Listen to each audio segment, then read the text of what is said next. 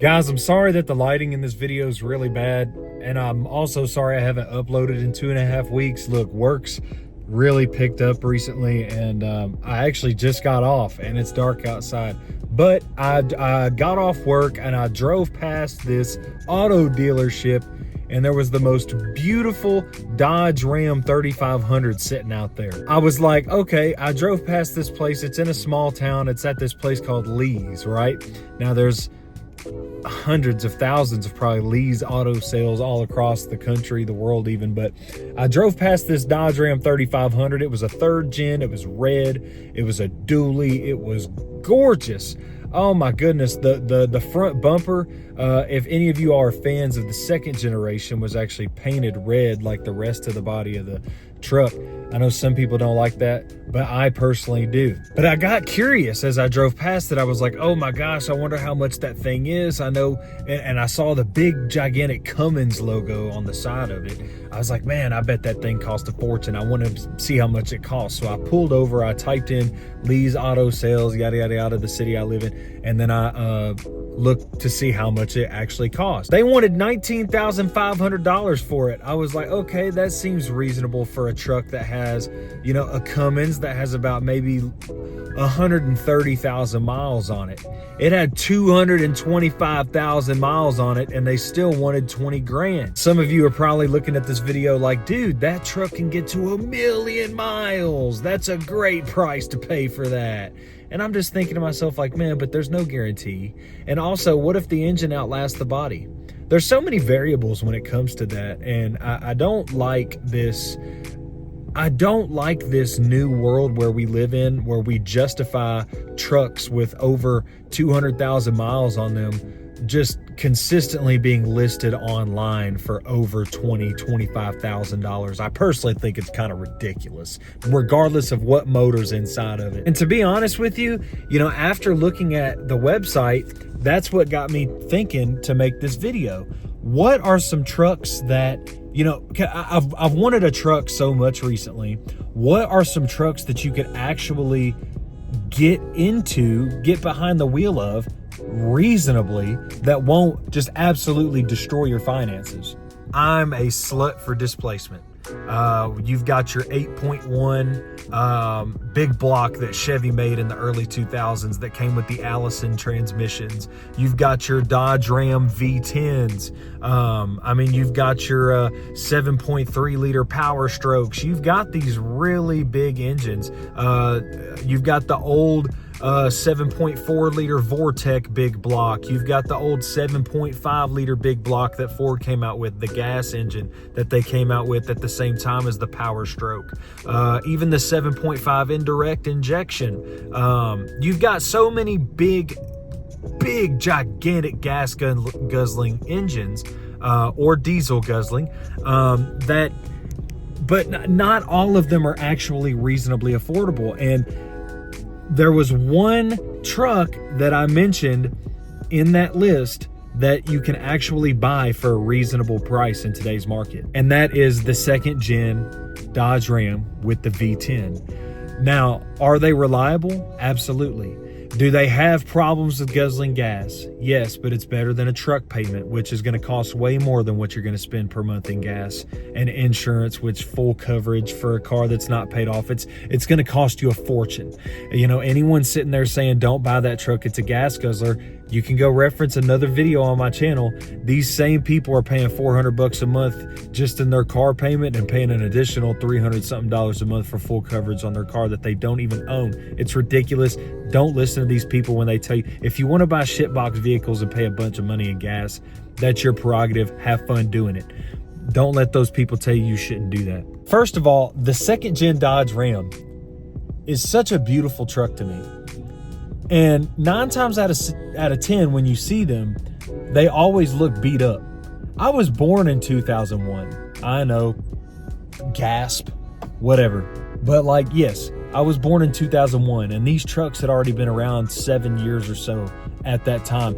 And I remember being 7, 8, 9, 10 years old. These trucks weren't even 15 years old yet. And I just always remember seeing them on the road. They always looked beat up. I understand that they don't hold up the best, But I live on the West Coast right now. I'm not from the West Coast originally, as you can probably tell by my accent. But there's lots of examples out here on the West Coast where there's not as much moisture of those trucks, and they look immaculate. For example, last night I got bored and I was on AutoList and Auto Tempest and all that looking at trucks just to see, excuse me, sorry, I didn't mean to almost drop my phone, but to see what was out there. And I actually found one. Now, if you're watching this video, don't buy that truck, man, because I'm gonna try to get it. But I just need to actually fork up some time to drive over and look at it. But it's a few hours away from me, but it had 54,000 miles on it, and it was a Dodge Ram V10 2500. Now, it was rear-wheel drive. It did not have the four-wheel drive option, but I don't think I need that. I just think I need a short bed, and I want that V10 to have some fun with. But this truck was pristine, and they wanted like $8,000 for it. I'll pay $8,000 for a one-owner truck with 55,000 miles on it. Are you kidding me? And not to mention, it's got a V10 putting down 300 horsepower, 450 pound-feet of torque. I mean, come on. That just seems like a deal made in heaven for me, especially a guy that already just loves older vehicles and owns so many. I do want the second-gen diesel. I want the Cummins. I would love a square-body Ford or a Chevy with that old Duramax diesel, or even the big block 8.1 with the Allison trans. But all those trucks I just mentioned, they could have 200,000 plus miles on them, and you're still gonna pay $17K plus, unless you go really beat up, or you're digging through Marketplace to find a good deal, which can sometimes take ages, and people yanking your chain, people, pulling the rug out from underneath you, sellers wanting to start bidding wars, things of that nature, stuff like that.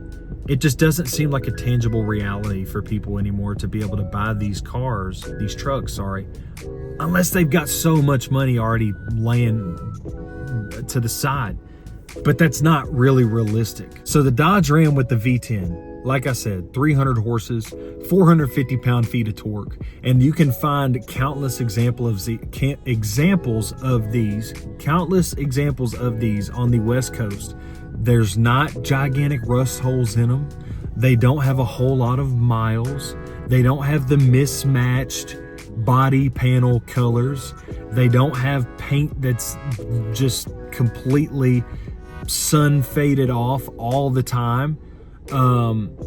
There's actually some really nice examples of these trucks out here. Right now I'm in Arizona, but you can go to West Texas. You can go even up in Oregon, where yes, it does snow and they put salt on the roads. There's good examples up there. Washington State, California. There's countless places where these trucks look immaculate and you can actually go out and buy them.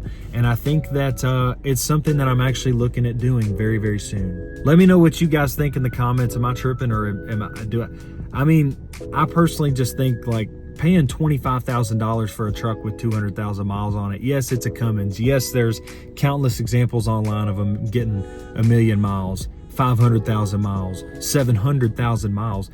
You can find these trucks all over the place. There's hundreds of examples of these on the internet that you can find. People make these YouTube videos about their trucks all the time.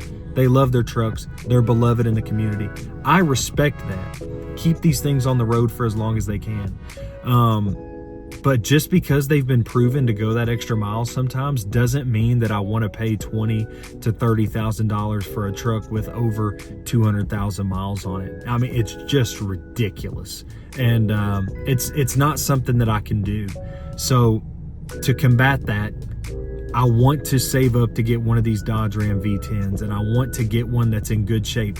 You can actually get one in great shape for $10,000 to $15,000 with well under 100,000 miles on it. I've seen several, and I've been shopping for the last few years. There were just a couple other things I wanted to get first, like the 3000 GT, the Lincoln Mark 8.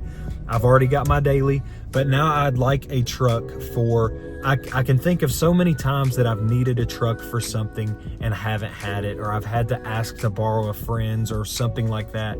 And I just want that kind of concern to go away. I want to be able to haul logs if I need to. I want to be able to move a mattress, a TV, whatever the case may be. I want to be able to do that on my own accord. So if y'all agree with me, let me know in the comments. And also, if there's any other trucks that I'm forgetting about that have bigger motors, I'll take V8s. They don't have to be V10s or diesel motors, but just, you know, big, powerful V8s that I can get for under like $12,000 with under 100,000 miles, maybe 2 to 3 owners, and they actually look decent. Let me know in the comments if you guys know of a hidden market that I'm just not really thinking of that's slipping my mind right now.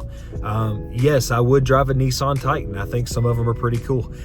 But guys, my name's Cody with the Hoopty Lounge. Hope you guys have a great rest of your day. Again, sorry for the late upload, and and this video is very sloppily put together. Listen, I don't have a studio. I don't have a place to go where I can record right now. I will in the future. That's what we're working towards right now. But as of right now, we got our cars to record in. That's about all I'm working with. So guys, again, Cody with the Hoopty Lounge. Peace out. Have a good one.